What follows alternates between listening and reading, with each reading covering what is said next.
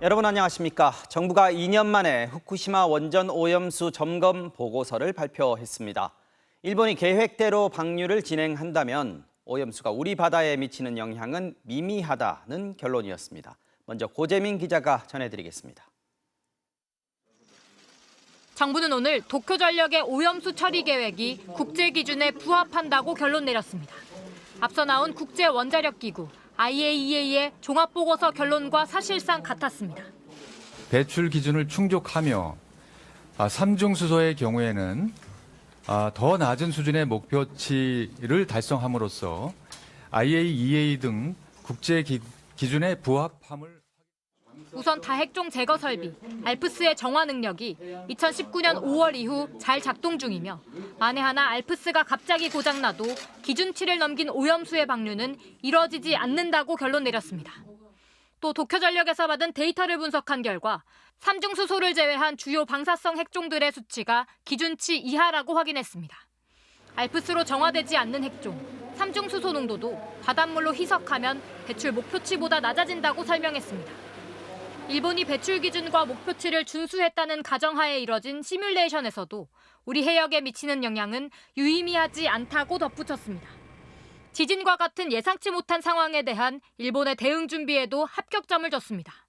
오염수를 보관 중인 탱크가 망가져 오염수 3만 톤이 누출되는 극단적인 상황에도 후쿠시마 인근 주민의 예상 피폭 선량이 기준치의 100분의 1 수준이라고 봤습니다.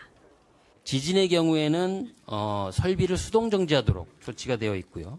탱크가 파손될 경우에도 누설이 되지 않도록 제방이 마련되어 있는 것을 확인하였습니다.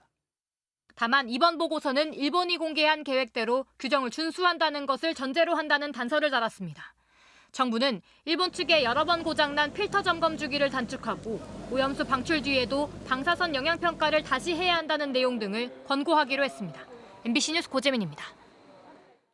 정부가 오늘 이렇게 공식 입장을 내면서 일본의 오염수 방류를 우리 정부가 반대할 명분은 이제 없어졌습니다. 일본에서 일방적으로 제공한 제한된 자료를 근거로 결론을 내렸다는 점에서 한계는 여전했습니다. 이어서 문다영 기자입니다. 그동안 우리 정부 입장은 과학적 안전성이 검증되지 않은 일방적 방출은 반대한다는 것이었습니다. 이번에 우리 정부 스스로 도쿄전력의 계획에 문제가 없다는 결론을 낸 만큼 방류를 막을 명분이 사라진 셈입니다. 정부는 이번에도 방류에 대한 찬반 입장 대신 다시 한번 지켜보겠다고 했습니다. 일본 측이 지금 당초 계획한 그대로 최종 방류를 하는지 그것이 이제 저희가 최종 판단의 근거가 되겠죠.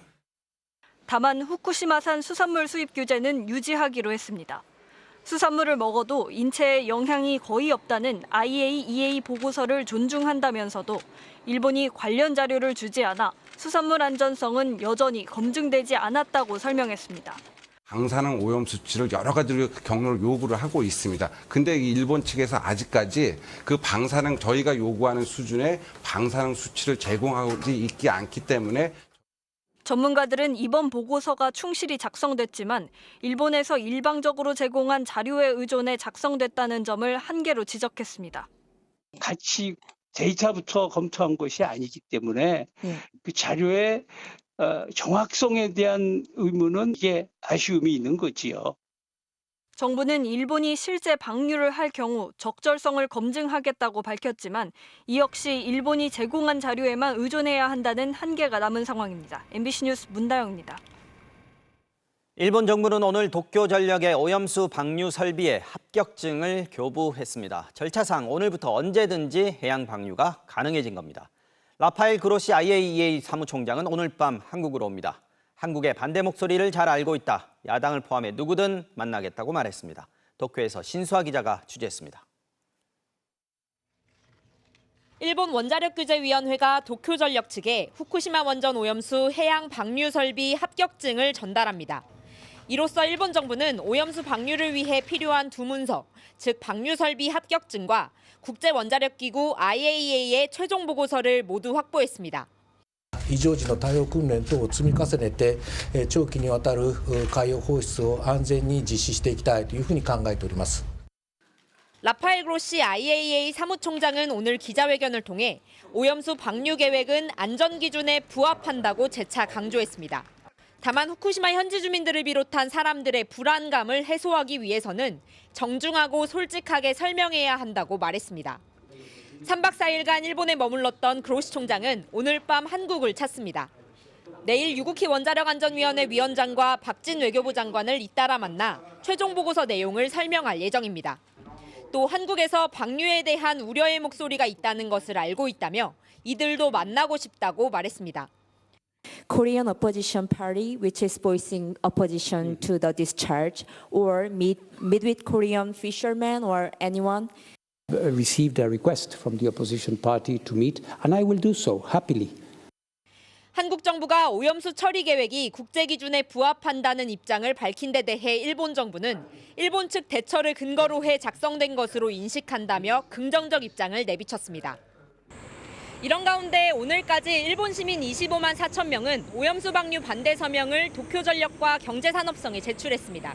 이들은 일본 정부가 해양 방류가 아닌 다른 방법을 고려해달라며 후쿠시마 주민과 한국 등 주변국이 함께할 원탁회의를 제안했습니다. 도쿄에서 MBC 뉴스 신수아입니다. 국제원자력기구의 규정에는 방사성 물질을 처리할 때는 피해보다 이익이 더 커야만 한다는 정당화 원칙이라는 게 있습니다. IAEA는 이번 최종 보고서에서 이 문제는 일본 정부가 판단할 문제라고 밝혔다는 소식을 어제 전해드렸는데요. MBC가 일본 정부가 정당화 원칙에 대해 입장을 밝힌 문건을 입수했습니다. 문건에서 일본은 오염수 방류뿐 아니라 자신들의 원자료 폐쇄 전체 과정이 다른 나라에 미치는 영향은 미미하지만 일본에게 큰 이익이기 때문에 이 정당화 원칙에 부합한다고 밝힌 것으로 확인됐습니다. 손하늘 기자가 단독 보도합니다. IAEA 최종 보고서 발표 닷새 전 일본 정부가 태평양 도서국 과학자 자문단에 발송한 문건입니다. 정당화 원칙은 오염수 방류라는 개별적 실행 절차가 아닌 후쿠시마 원전의 폐로라는 실행 전반에 적용해서 봐야 한다고 주장했습니다. 방류 행위만이 아닌 원자로 폐쇄 과정 전체를 봤을 때 후쿠시마 지역 재건이라는 일본의 이익이 큰 만큼 정당화 원칙에 맞다고 주장한 겁니다. 일본은 또 IAEA의 정당화 원칙이 개별 국가들에게 이익이 되어야 한다는 뜻은 아니라며 사회 전반에 피해보다 이득이 더 많은지가 중요하다고 주장했습니다. 다시 말해 주변 국가에 미치는 피해가 미미한데 반해 일본에 주는 이익이 더 크다는 겁니다. 하지만 이 같은 해석에 대해 자문단은 강하게 반발했습니다. 안전성에 근거가 된 도쿄전력의 생물 실험과 수조 측정 등을 신뢰하기 어려운 데다 일본을 뺀 나머지 국가는 오염수 방류로 어떤 이익도 못 얻는 만큼 피해 정도와 무관하게 정당화 원칙을 적용할 수 없다고 주장했습니다. I think this was just very sloppily drawn up because this is, every country has their own control of their own resources and can make their own decisions. So if they feel that it should be all of society, then all of the countries should be involved in the decision-making process. 자문단은 오염수를 재료로 하는 콘크리트를 만들어 일반인의 접촉이 거의 없는 시설물의 원료로 쓰는 등 인접국 불특정 다수의 방사능 노출을 최소화할 다른 대안을 검토할 것을 일본 정부에 공식 요구했습니다. MBC 뉴스 손하늘입니다. 우리 정부의 분석 결과에 여야의 평가는 정반대로 갈렸습니다. 야당들은 정부가 우리 국민에게 등을 돌리고 일본 정부 편에 섰다면서 한심하고 답답하다고 비난했습니다. 여당은 과학적인 진실은 변하지 않는다면서 이를 인정하지 않는 야당이 국제적 망신을 자초하고 있다고 맞섰습니다. 이어서 박윤수 기자의 보도입니다. 국민의힘은 IAEA에 이어 우리 정부도 똑같은 분석 결과를 내놨다며 객관적이고 과학적인 진실은 변하지 않는다는 평가를 내렸습니다. 또 국민을 안심시키기 위해 오염수 방류 모니터링에 우리 인력이 지속적으로 참여하는 방안도 검토하겠다고 했습니다. 오염수 시료에 대한 교차 분석 프로그램에 지속적으로 참여하고 IAEA 후쿠시마 현지 사무소에 우리 인력이 상주하는 방안도 검토해 나가야 할 것입니다. 민주당을 향해서는 국제기구가 검증하고 세계가 동의하는 오염수 안전평가에 민주당 혼자 불복하면서 국제적 망신을 자초하고 장외 집회로 민폐를 끼치고 있다고 비난했습니다. 오염수 해양 투기 전 국민이 반대한다! 반대한다! 반대한다! 반대한다! IAEA 최종 보고서 발표에 항의하며 1박 2일 농성을 벌인 더불어민주당은 우리 정부 보고서 발표 시간에 맞춰 다시 결의대회를 열었습니다. 민주당은 윤석열 정부가 끝내 국민에게 등을 돌리고 일본 정부 편에 섰다고 비난했습니다. 윤석열 정부가 존중해야 하는 것은 IAEA 보고서가 아니라 일본 국민이 아니라 바로 우리 국민인 것입니다. 12일째 단식 중인 이정미 정의당 대표는 이렇게 답답하고 한심한 정부는 처음 본다고 한탄했습니다. 우리의 미래에 장기적으로 어떤 영향을 끼칠지 모르는 중차대한 문제를 수족 안에 더러운 물이나 마시는 퍼포먼스 저질 정치로 은폐시킨 건 다름 아닌 윤석열 정부와 여당입니다. 라파엘 그로시 IAEA 사무총장이 한국의 야당과 만날 의향이 있다고 밝힌 데 대해선 민주당은 모레 오전에 만나 오염수 방류에 반대하는 입장을 명확하게 설명하겠다고, 정의당은 철저히 끝장 토론하자고 밝혔습니다. MBC 뉴스 박윤수입니다. 서울 양평 고속도로 사업의 백지화를 놓고 논란이 계속되고 있습니다. 김건희 여사 일가의 특혜 의혹에 대해서 정치 생명까지 걸겠다던 원희룡 국토부 장관. 이번 결정이 자신의 독자적인 결정이었다고 말했습니다. 윤석열 대통령과 상의 없이 스스로 결정하고 발표한 거라면서 인사 책임까지 각오하고 있다고 밝혔습니다. 먼저 박철현 기자가 취재했습니다.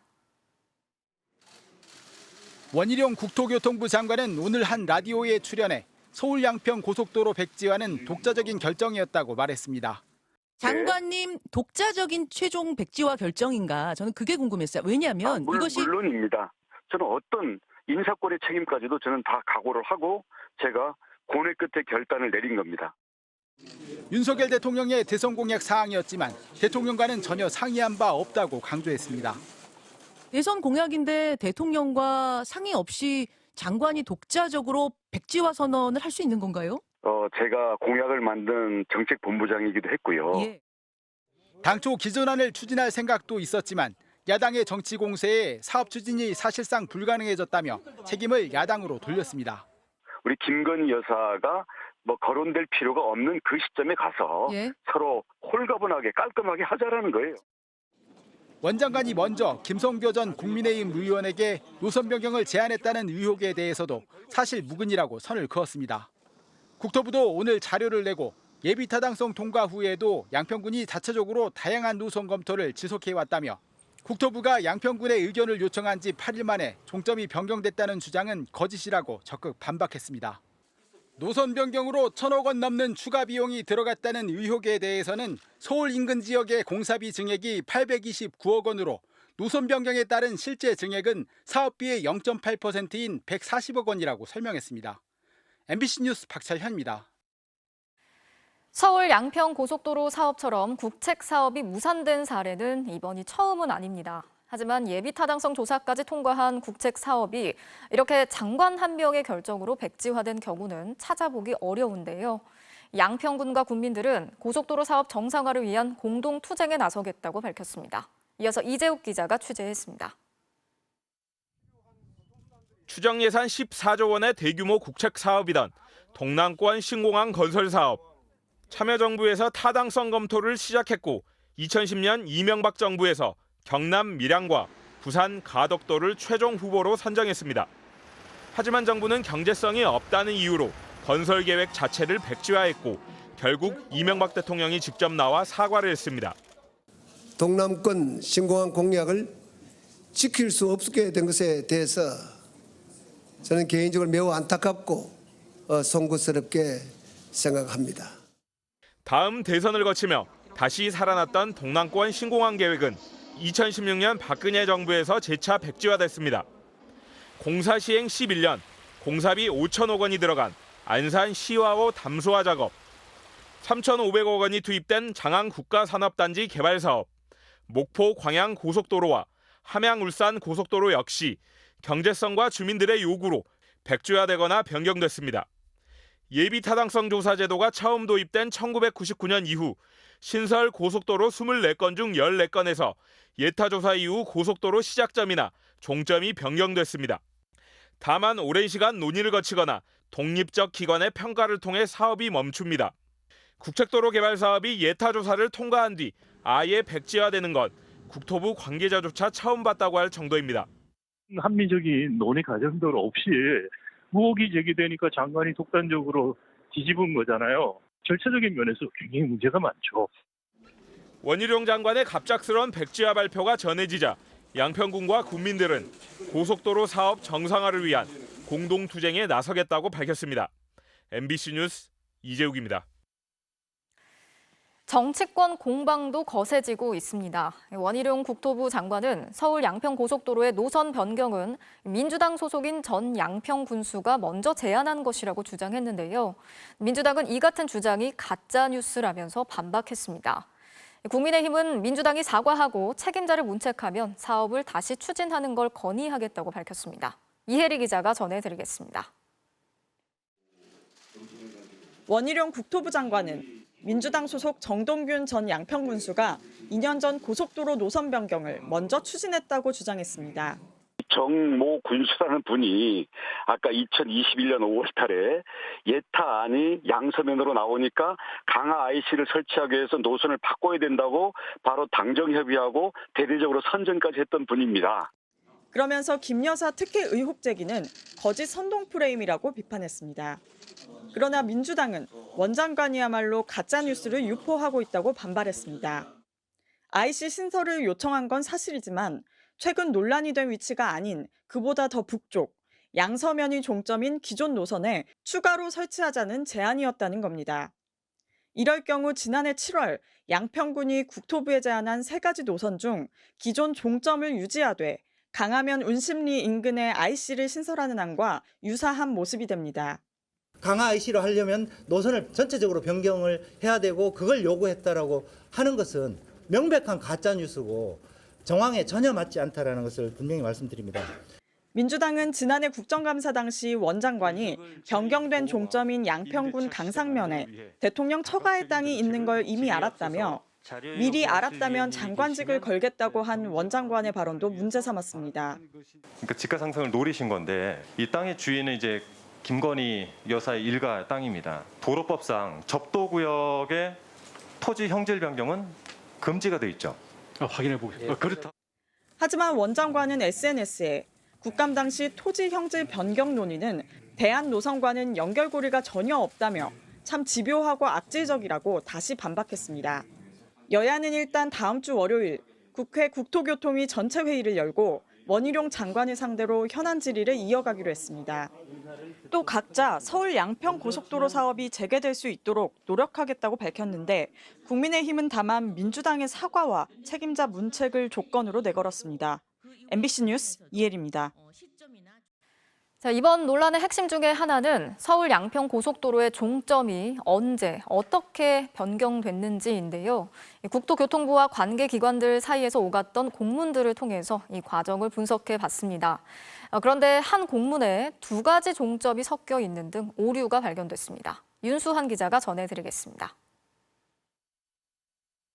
공문서에서 서울 양평 고속도로의 종점에 강상면이 처음 등장한 건 지난해 7월입니다. 국토부가 예비 타당성 조사를 마친 노선에 대한 의견을 달라고 하자 양평군이 8일 만에 회신한 3가지 대안에 포함돼 있었습니다. 이렇게 빨리 대안을 마련하는 게 가능하냐는 의혹에 양평군은 과거부터 노선 변경을 고민해왔다고 반박합니다. 예전부터 그 그 노선에 대한 고민은 다 해왔던 거예요.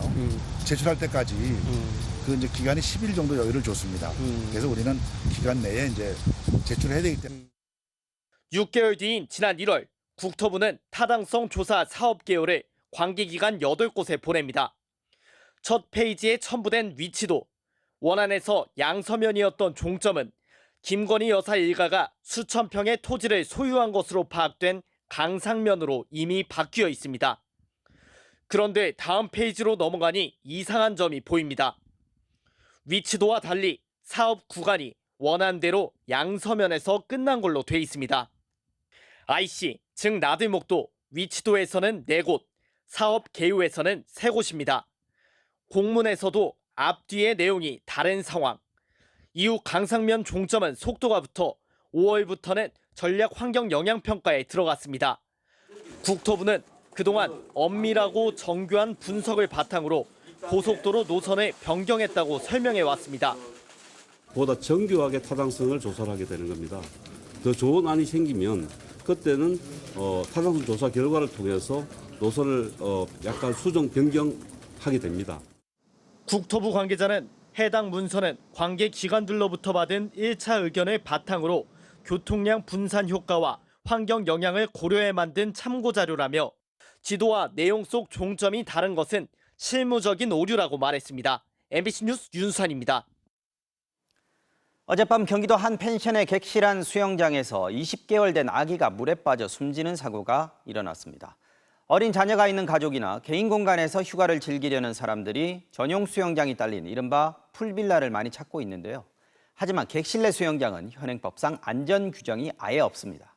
송서영 기자가 취재했습니다. 경기 가평군의 한 펜션. 어젯밤 9시 반쯤 이곳에서 20개월 남자 아기가 물에 빠져 숨을 쉬지 않는다는 신고가 접수됐습니다. 갑자기 큰 소방차랑 경찰차 같이 와서 애기들 좀 들어가라고 하시더니 소방 헬기까지 이송해 동원됐지만 아기는 병원에서 숨졌습니다. 이 펜션은 방마다 전용 수영장이 딸려 있는 이른바 풀빌라. 약 70cm 깊이의 객실 내 수영장에 아기가 빠진 겁니다. 객실에 함께 머무르던 부모는 아기가 수영장으로 향하는 걸 보지 못했다고 경찰에 진술했습니다. 사고가 난 객실 수영장은 바닥을 파서 만든 형태로 턱이 따로 없어서 갓 걸음마를 뗀 아기도 스스로 물에 들어갈 수 있는 구조였습니다. 현행법은 객실 안에 있는 수영장에 규격이나 안전수칙 등에 관한 별도의 규정을 두지 않고 있습니다. 체육시설법에는 수영장 안전 운영과 규격에 관한 내용들이 명시돼 있지만 돈을 받고 운영하는 수영시설만을 대상으로 하고 있습니다. 숙박시설로 분류되는 풀빌라에는 구명조끼 하나 없어도 전혀 문제가 되지 않습니다.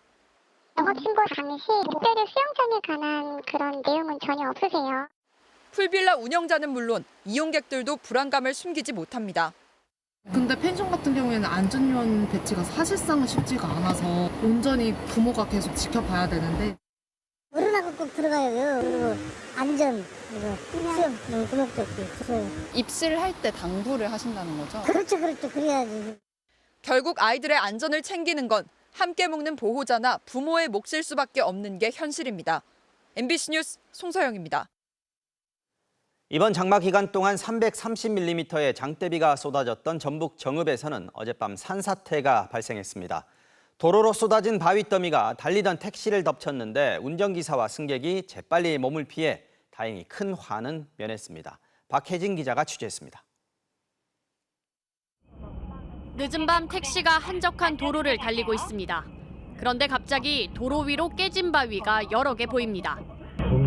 택시가 바위를 밟으며 멈춰서는 순간 갑자기 섬광이 번쩍이더니 바위 더미가 택시를 덮칩니다. 바위를 밟을 때 택시기사와 승객의 몸은 순간적으로 튀어올랐고 정신을 차릴 새도 없이 또다시 바위 더미가 택시 안쪽까지 치고 들어온 겁니다. 사고 현장을 지나던 택시가 깔렸지만 기사와 승객 모두 크게 다치지는 않았습니다. 우리는 배당인줄 날배역인줄하고 손님 보고 이제 무조건 튀자 나가자. 그냥 손님 빨리 튀어나가시오. 나는 이제 나대로 튀어나가고 50m만 빨리 갔으면 우리는 다 죽었지. 산사태는 어젯밤 11시 55분쯤 발생했습니다. 당시 비는 오지 않았습니다. 날이 밝자 야산에는 높이 20m, 길이 60m 규모로 산사태가 발생한 모습이 선명하게 보입니다. 이처럼 제 키보다 높은 수십 개의 바위가 무너져 내려 있습니다. 당시 상황을 알려주듯이 차량 파편들이 아무렇게나 널브러져 있고 여전히 바위가 쏟아져 내릴 것처럼 아슬아슬한 상황입니다. 추가 산사태에 대비해 인근 주민들은 한밤중 긴급 대피했습니다. 마을 30여 가구에는 전기 공급이 끊겼고 통신장애도 빚어졌습니다. 다 정전돼 버린 게 화장실도 못 가겠다 그랬는데 다행히 한 2시간 있다 들어갔나 봐. 장마가 시작되고 지난 열흘 남짓 정읍에는 330mm의 비가 내렸는데 지반이 약해지면서 돌더미가 쏟아진 것으로 추정됩니다. 7월 4일 날부터 호우특보가 발령돼 있어가지고 그 비가 계속 더 누적되다 보니까는 이런 대형 피해가 있었지 않냐. 소방당국은 주말까지 최대 150mm 비가 더 내릴 것으로 예상되면서 추가 붕괴 상황에 대비하고 있습니다. MBC 뉴스 박혜진입니다. 새로 수사에 들어가는 미신고 아동 사건이 매일 200건씩 늘고 있습니다. 오늘도 생후 6일 된 딸이 숨지자 쓰레기장에 버린 친모가 광주에서 붙잡혔고 경기 용인 야산에 안매장된 아동의 친부와 외할머니에게 구속영장이 신청됐습니다. 이지은 기자입니다. 광주 광산구의 한 아파트. 흰옷을 입은 한 여성이 모자를 푹 눌러쓴 채 한 손에 종량제 봉투를 들고 있습니다. 쓰레기 수거함 옆으로 가더니 봉투를 버립니다. 30대 여성 김모 씨가 5년 전 자신의 신생아 딸 시신을 버렸던 상황을 경찰 앞에서 재연하고 있는 겁니다. 생후 6일 된 아기를 왜 유기하신 건가요, 선생님? 죄책감을 따로 안 드셨어요? 김 씨는 2018년 4월 생후 6일 된 딸만 남겨둔 채 3시간가량 집을 비웠습니다. 돌아와 보니 겉싸개 모자에 얼굴이 덮인 채 숨져 있었다고 경찰에 진술했습니다. 미혼인 상태로 출산한 김 씨는 홀로 아이를 키워야 한다는 현실이 답답해 혼자 아이를 두고 집을 나왔다며 현재 친부의 행방은 모른다고 말했습니다. 생후 7일 된 딸을 텃밭에 묻어 살해한 혐의를 받는 인천의 40대 여성 김모 씨는 오늘 밤 구속 여부가 결정됩니다. 딸 살해 혐의 인정하십니까? 원치 않은 의심이었습니까? 네. 아이가 묻힌 텃밭의 주인인 김 씨 어머니, 즉 아이의 외할머니는 가담 정황이 없는 걸로 경찰은 보고 있습니다. 2015년 다운증후군을 지닌 신생아를 살해하고 인근 야산에 유기한 경기도 용인의 친부와 외할머니에겐 경찰이 살인 혐의로 구속영장을 신청했습니다. 당초 외할머니는 혐의를 부인했지만 출산 당일 집으로 데려와 방치한 아이가 이튿날 죽었다고 자백했습니다. 대전에서 아이를 출산한 뒤 집 근처 하천에서 살해하고 유기한 혐의를 받는 20대 여성도 아동학대 치사에서 살인으로 혐의가 변경돼 검찰에 넘겨졌습니다. 여성은 당초 외출 후 돌아와 보니 아기가 숨져 있었다고 진술했다가 조사 도중 아기를 하천변에서 살해하고 유기했다고 실토했습니다. 경찰청은 어제 오후 2시 기준 미신고 영아 수사 사건이 총 867건, 숨진 걸로 확인된 아이는 27명으로 집계됐다고 밝혔습니다. MBC 뉴스 이지은입니다.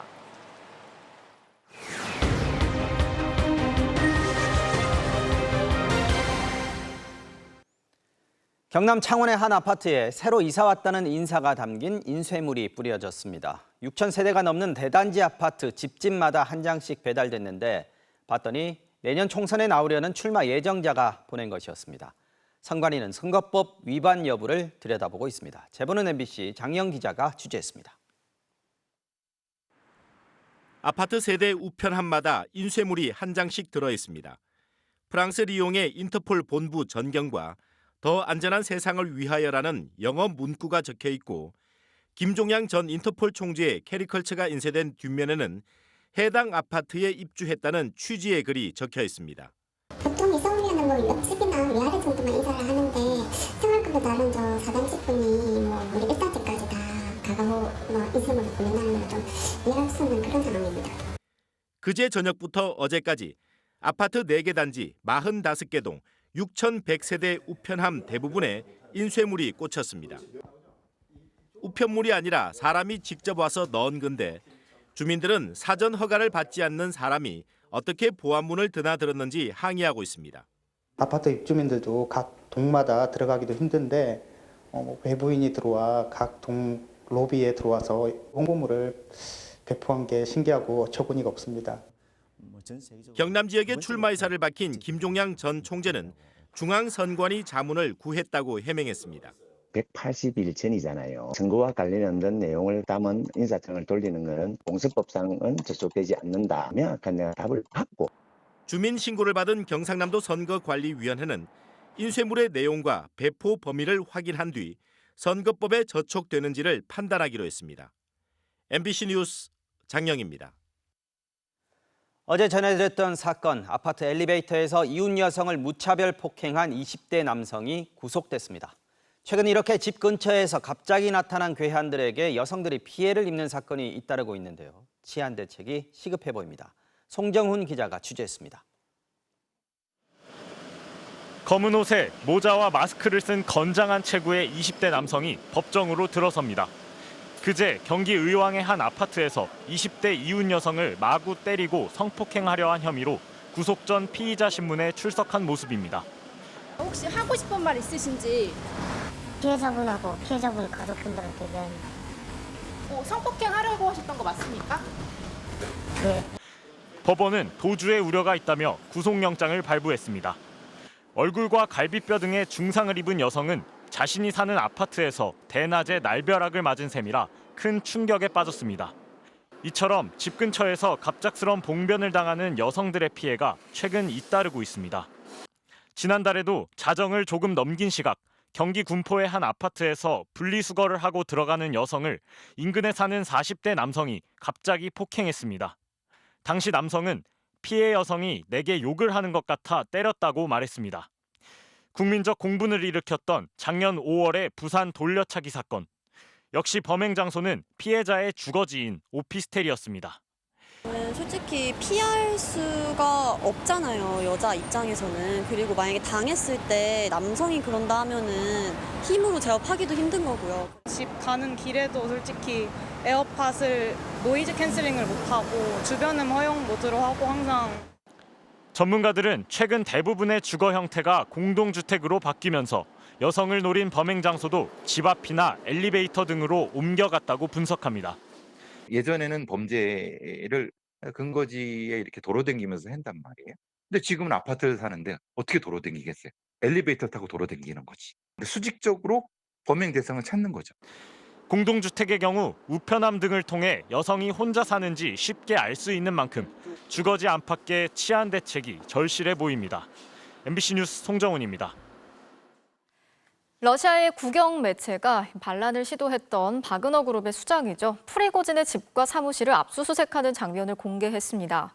돈다발과 금괴 등이 발견되는 영상까지 보여주면서 반역자라는 걸 강조했는데 결국 프리고진을 처벌하기 위한 사전 작업이 아니냐 이런 분석이 나오고 있습니다. 이경미 기자가 전해드리겠습니다. 총으로 무장을 한 경찰 특수부대가 프리고진의 집과 사무실을 급습합니다. 돈다발과 금덩어리가 발견되고 프리고진의 것으로 보이는 여권과 변장용 가발도 여러 개 발견됐습니다. 발견된 현금만 약 6억 루블, 우리 돈 85억 원 규모인데 집 안뜰에는 프리고진의 전용기로 보이는 작은 헬리콥터까지 포착됐습니다. 러시아 국영방송이 상트페테르부르크에 있는 프리고진 소유 사업체의 사무실과 저택을 급습하는 장면을 단독 공개했습니다.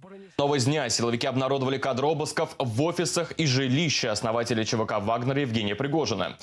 프로그램 진행자는 프리고진을 시종일관 반역자라고 지칭했고 영상을 입수한 기자는 영상이 프리고진의 범죄 전력과 위선을 입증할 증거라고 말했습니다.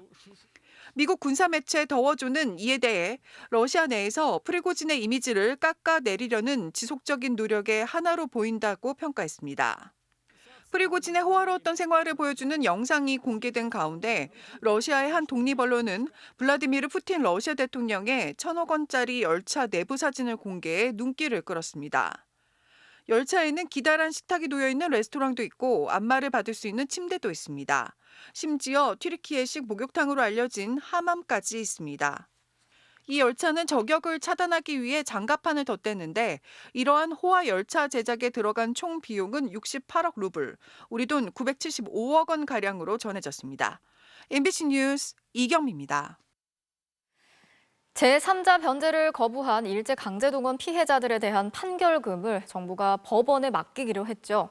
하지만 법원이 단 한 건의 공탁 신청도 받아들이지 않았습니다. 당사자가 거부하면 제3자가 대신 갚을 수 없다는 법 조항을 이유로 들었는데요. 정부가 서둘러 배상 절차를 끝내려고 무리수를 두고 있다는 비판이 나오고 있습니다. 장인수 기자가 취재했습니다. 수원지방법원 안산지원이 고 정창희 할아버지의 가족을 상대로 한 정부의 공탁 신청을 받아들이지 않았습니다. 유족이 제3자 변제에 명백한 반대 의사를 표시하고 있다는 근거를 들었습니다. 앞서 광주와 전주, 수원과 평택에서도 일제강제동원 피해자 지원재단이 신청한 판결금 공탁은 지금까지 단 한 건도 법원의 문턱을 넘지 못했습니다. 공탁 대상자가 될 수 없는 고인을 대상으로 신청했다 거절당하기도 했고 이 신청도 줄줄이 가로막혔습니다. 외교부는 법을 잘못 적용했다며 법원 공탁관의 잘못이라고 주장합니다. 공탁관의 불수리 결정이 법리상 승복하기 어려운 것입니다. 즉시 이 절차에 착수하여 하지만 대법원은 지난 2009년 공탁 불수리에 대한 다른 이의 신청 사건에서 제3자 변제 공탁을 받아들이지 않은 공탁관의 판단과 절차 모두에 문제가 없다고 결론냈습니다. 현행 민법은 당사자가 허용하지 않을 땐 제3자 변제를 할 수 없도록 제한하고 특히 이해관계가 없는 제3자는 변제할 수 없다고 규정하고 있습니다. 반대 의사를 명백히 밝힌 그런 사유라면은 법원에서 그걸 받아놓는 것 자체가 좀 말이 안 되거든요. 법원이 갑자기 뭐 이 정권에 반기를 들어갖고 하는 행동이 아니고 그냥 실무적으로는 그냥 이렇게 당연히 한다. 외교부는 충분한 법리 검토를 거쳤다며 재판으로 공탁을 다시 추진한다는 입장입니다. 하지만 정작 미쓰비시 등 일본 전범 기업이 그 어떤 배상 책임도 인정하지 않는 상황에서 왜 정부 재단이 공탁까지 해가며 대신 배상하려고 하는지는 명쾌하게 말하지 않고 있습니다. MBC 뉴스 장희수입니다.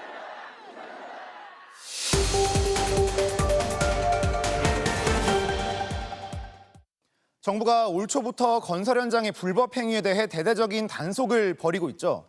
그중 대표적인 게 하청업체가 타워 크레인 기사에게 추가 작업에 대한 수고비 성격으로 매달 줘온 원래비입니다.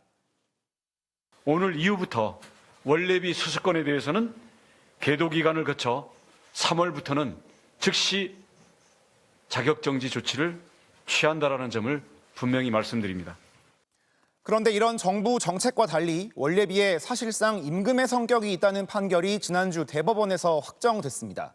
그러자 국토부가 이 법원이 임금으로 판단한 게 아니라는 입장을 밝혔는데요. 뭐가 맞는 건지 팩트체크 알고 보니에서 따져봤습니다. 한 철근 콘크리트 공사업체는 3년 전 어쩔 수 없이 기사들에게 원래비를 주었다며 이를 돌려달라는 소송을 냈습니다. 이에 대해 1심과 2심 모두 기사들이 돌려주지 않아도 된다고 판단했고 지난주 대법원도 이를 인정했습니다. 그런데 대법원 판결 이틀 뒤 국토부가 이런 설명 자료를 내놨습니다. 법원은 원래비를 임금으로 판단한 바 없다는 겁니다. 어떻게 된 건지 국토부가 지목한 2심 판결문 보겠습니다. 일단 이 소송의 쟁점은 원래비가 부당 이득이냐 아니냐였기 때문에 임금이 맞냐를 따진 재판은 아니었습니다. 그런데 이 판결문의 판단 항목에 이런 부분이 나옵니다. 이 타워 크레인 기사들에게 원래비는 사실상 근로대가인 임금의 성격을 가지게 됐다는 겁니다. 그러면서 하청업체가 공사를 따낼 때 애초에 입찰 금액의 원래비를 반영했고 또 업체들끼리 그 액수도 통일해 왔다는 점을 짚었습니다. 국토부의 말대로 임금이다라고 정의 내리진 않았지만 임금의 성격이 있다라고 분명히 명시한 거죠. 이 점은 무엇보다 원희룡 국토부 장관이 지난 2월 브리핑에서 직접 언급한 내용이기도 합니다. 노사 간의 암묵적인 관행으로 합의가 있었다고 보여진다.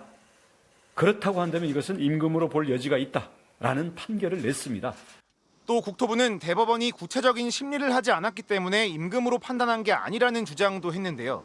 대법원이 2심 판결에 문제가 있다고 봤다면 재판이 진행됐을 거라는 점에서 판단 자체가 없었다고 보기는 어렵습니다. 국토부는 원래비가 임금으로 여겨질 경우 건설노동자 단속의 정당성을 잃게 되는 걸 우려하는 것으로 보이는데요. 법원이 원래비에 대해 임금의 성격이 있다고 본 그 취지는 외면한 채 임금이라고 하지 않았다고만 주장하는 건 책임 있는 자세라고 하기 어려워 보입니다. 알고 보니 이준범입니다.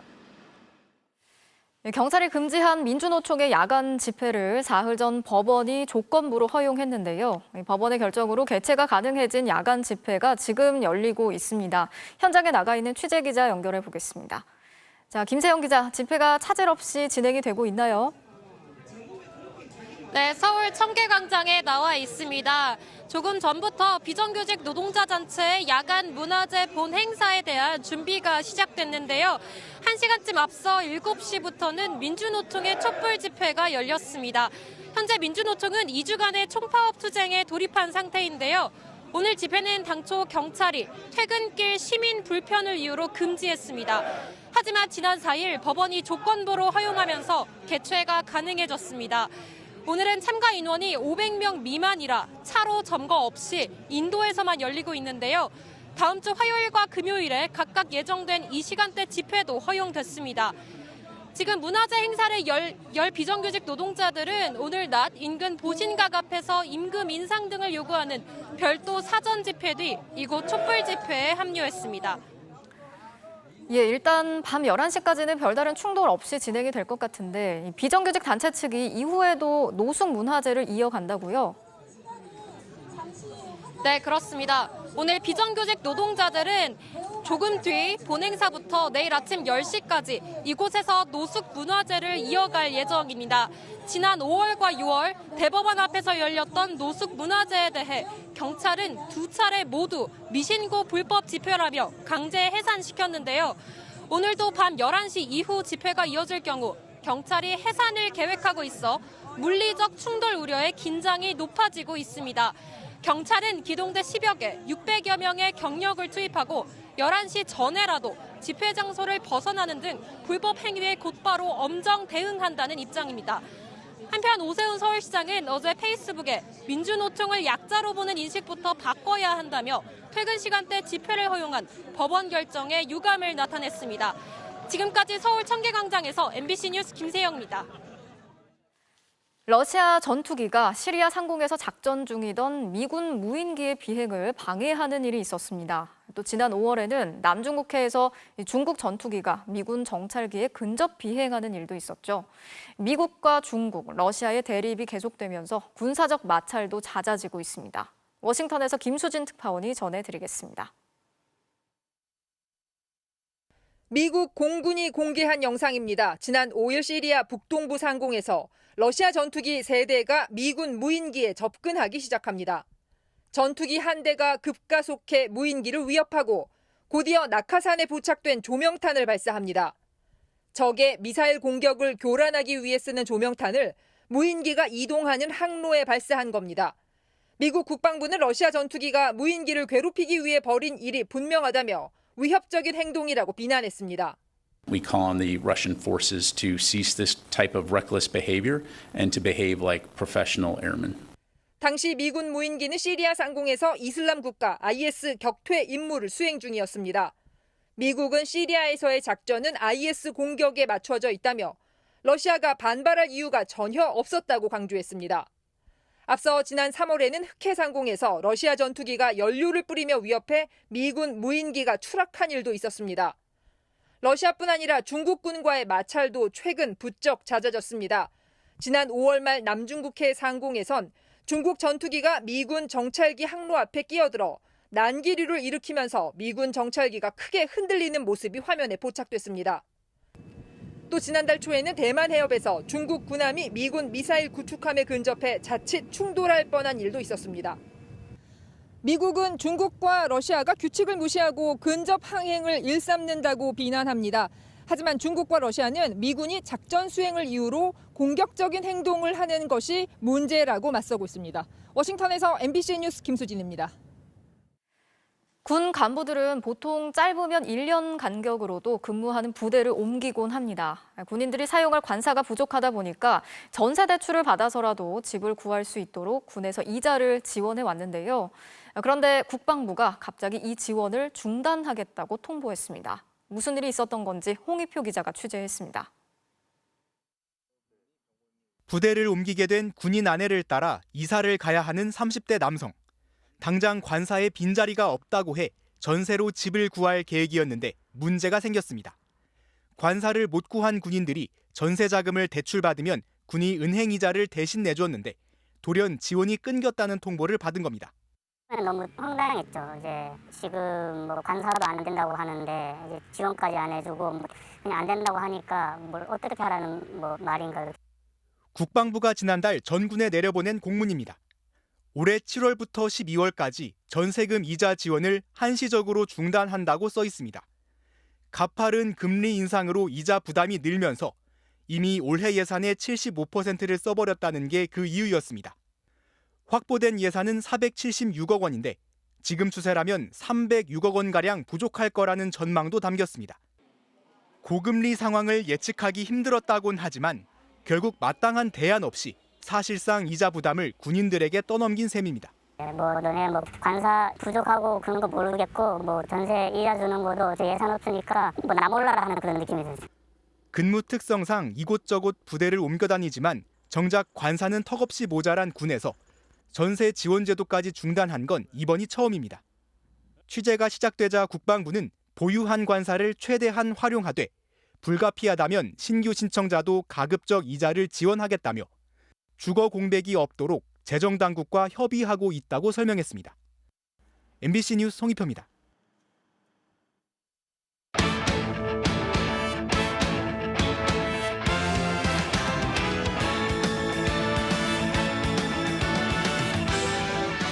금요일 밤 스포츠 뉴스입니다.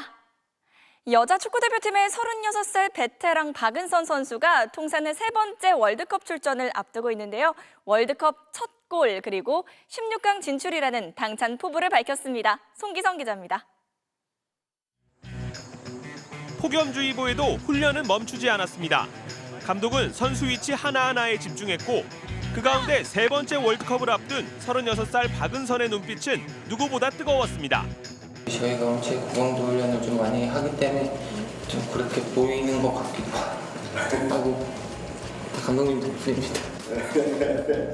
이제 마지막 월드컵이라고 저도 생각을 하고 있고 박은선을 온실속 화초처럼 가꿔 월드컵에 데려가고 싶다던 벨 감독도 변함없는 애정과 신뢰를 보냈습니다.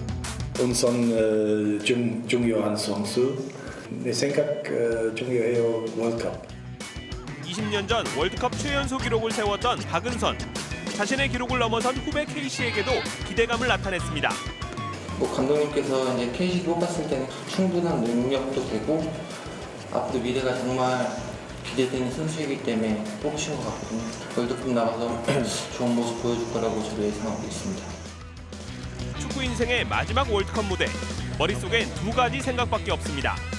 그리고 이제 저도 개인적으로 월드컵 나가서 아직 골을 못 넣었기 때문에 골을 넣기 위해서 많이 준비하고 16강에 일단 올라간다면 그 다음 목표도 충분히 8강도 도전할 수 있다고 생각을 하기 때문에. MBC 뉴스 송기성입니다.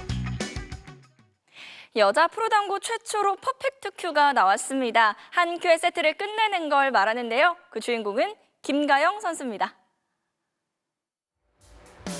일본 사카이와의 16강전 세트스코어 1대1로 맞선 3세트입니다. 옆돌리기로 포문을 연 김가영. 정교한 횡단샷으로 기세를 이어갑니다. 한 번 불붙은 큐는 좀처럼 멈추질 않았는데요. 3점, 4점, 5점, 6점. 그리고 최대급이었던 바로 이 샷. 까다로운 공 배치에서 엄청난 회전력을 이용해서 멋지게 풀어냅니다. 어느새 연속 8득점. 이제 한 점만 더 성공하면 세트가 끝나는데요. 과감한 뒤돌리기로 성공합니다. 한 큐의 세트를 끝내버리는 퍼펙트 큐. 남자부에서는 26번이나 있었지만 여자부는 이번 김가영 선수가 처음입니다. 아직도 너무 떨리고 씨름이 잘 안 나는데요. 이 좋은 기운 잘 살려서 우승까지 한번 열심히 달려보도록 하겠습니다. 감사합니다. 하지만 16강에서 너무 힘을 썼나요? 조금 전 끝난 8강에서 용현지에게 역전패하면서 김가영은 통산 6번째 우승 도전을 다음 기회로 미루게 됐습니다. 네, 보고만 있어도 미소가 머금어지는 초등학생 씨름대회입니다. 경기 말고도 볼거리가 많았던 씨름장 투플레이에서 만나보시죠. 대통령기 씨름대회 초등부 경기, 일단 기합 소리는 기본입니다.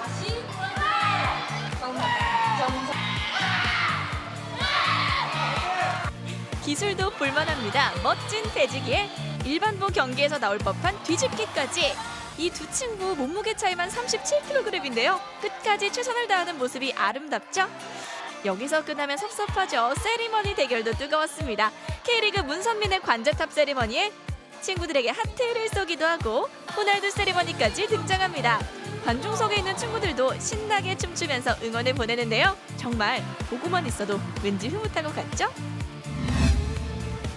PBA 32강전에 나선 신대권 선수 횡단샷을 시도했는데 잘못 맞은 것 같죠? 그런데 이게 키스가 나면서 득점 성공! 뜻하지 않은 플로크샷의 멋쩍은 선수와 등 뒤로 이걸 지켜보는 상대 선수. 서로 묘한 표정으로 바라보는데 그래도 묘안하지 않게 환하게 웃어주네요.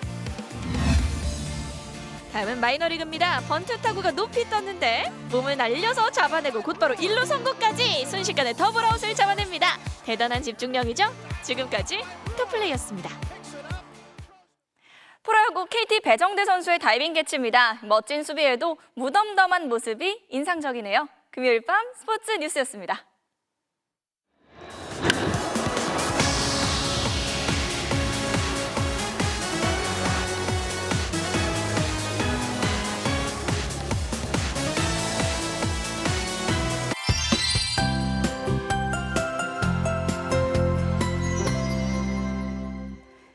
수도권 지방의 하늘은 맑기만 한데요. 충청과 남부지방은 정체전선에 동반된 비구름이 빠르게 지나갔습니다. 현재 충북 남부와 경상도를 중심으로 호우특보가 남아있는 가운데 이 시각 부산 등지에 시간당 20mm 안팎의 비가 내리고 있습니다.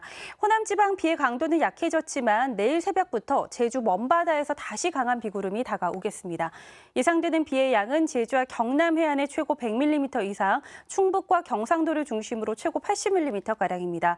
대부분 지방의 비는 내일 아침에 그치겠지만 남해안과 제주도는 모레까지 이어질 전망입니다. 내일 오후에는 경기 남부와 강원 영서 그리고 충청 내륙을 중심으로 최고 20mm가량의 소나기가 오겠고요. 일요일에는 대부분 지방에서 또다시 비가 내립니다. 오전부터 밤 사이 북쪽을 지나는 기압골의 영향을 받겠고요. 오후부터 중부를 중심으로는 빗줄기도 강해지겠습니다. 내일은 전국이 대체로 흐리겠고 남해안 지방은 당분간 너울성 파도가 강하게 밀려오겠습니다. 낮 최고 기온은 서울이 31도, 대구 30도까지 올라서 덥겠습니다. 다음 주 내내 정체전선이 남북으로 진동을 하면서 전국적으로 비가 오는 날들이 많을 전망입니다. 날씨였습니다. 금요일 뉴스데스크 마치겠습니다. 함께해 주신 여러분 고맙습니다.